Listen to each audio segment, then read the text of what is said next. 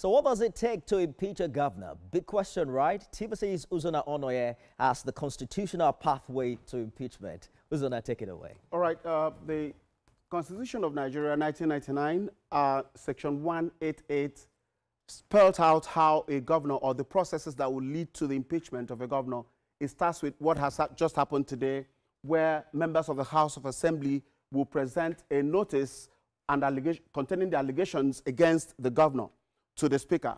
And then the Speaker will forward it to the governor for his response. And this will be done within 7 days. Note, within 7 days. It can happen in 1 day or more, but not less than 7 days. Subsection 3 of that same section of the Constitution, within 14 days of presentation of the notice, the Speaker of the House of Assembly, in this case, shall resolve by motion. I mean, the Assembly shall resolve by motion without any debate whether those allegations should be investigated or not. Now, the interesting part of that same whole process is in subsection 5, where within 7 days, again underline within 7 days, it could be in less than 2 days, but not more than 7 days, the Chief Judge of the state shall appoint a panel.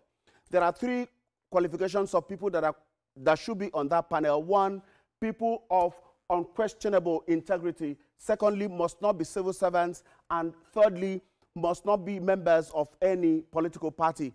Those men will be, the panel will be set to investigate the allegations as made by the House of Assembly. Now, the panel will have within 3 months, I'm being specific with that word, within 3 months. It can take place in less than 1 week, but not more than 3 months. It's quite interesting to see how all of this will end. And then where the panel reports to the House of Assembly that the allegations has not been proved, no further proceedings shall be taken in respect of the matter.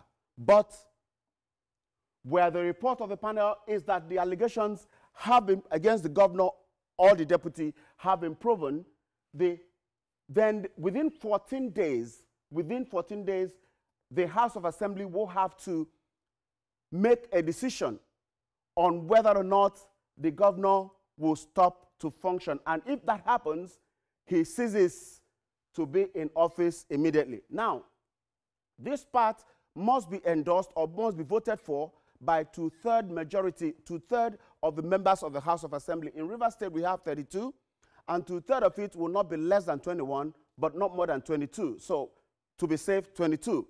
But they have 27 members of the House on that wing that are pushing for, that signed this notice of the allegations against the governor. And that tells us something very simple, that as far as the Constitution is concerned, a lot may be going on now that are not in favor of the governor. But for those neutrals who may be wondering where all of this came from, the whole doubt was cleared Wednesday last week when the former governor of the state, Nyesom Wike, said, heavens will not fall if Governor Fubara is impeached. On that day, a lot of people came to the conclusion, oh, that was actually the mission in the first place. But do not take it to the bank, because we have seen impeachments in Nigeria, 6 of them. I'll just tell you something very significant about them.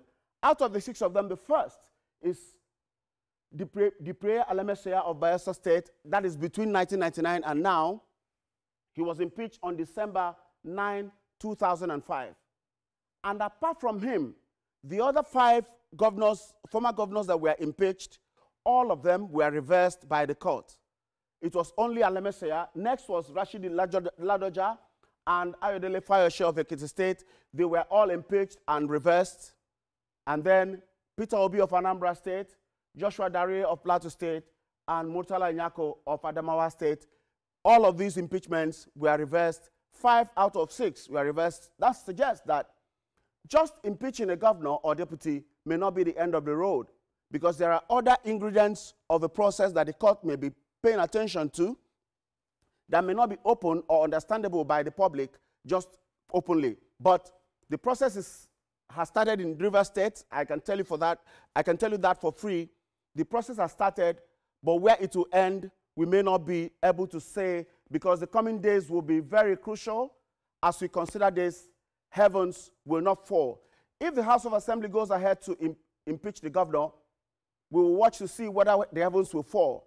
And if it falls, how close it will get to the earth. But one thing is certain, some people will lose the battle and not win the war. Nifemi? Interesting analysis there. 6 impeachments in 26 years. But 2 things differentiate the issue in Rivers. The allegations is not only against Mr. Governor, it's also against his deputy. Are we likely going to see the first time seeing both of them removed from office? The chief judge, who now has the responsibility, as you mentioned, to set up a 7-man committee, is also being investigated by the same house. What do you see happen in the coming days? The responsibility of appointing a chief judge does not lie in the hands of the House of Assembly. So if the current chief judge is disqualified for whatever reason and by whatever condition, the governor, who is still in power, will have the responsibility of appointing a new chief judge in collaboration with the NJC. So that may not be a major issue. But as I said earlier, a lot will be going on in Rivers State, but all we know is that the process has started, but whether it will get to the end, we will just watch and see.